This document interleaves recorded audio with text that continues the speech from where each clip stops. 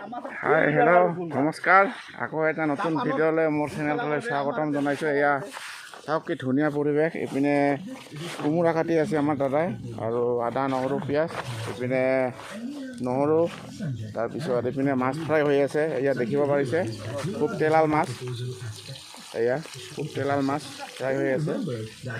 আৰু বাকী এইপিনে সৰু এটা পুখুৰী আছে। ইপিনে কামত ব্যস্ত মাছ ভাজিবৰ কাৰণে।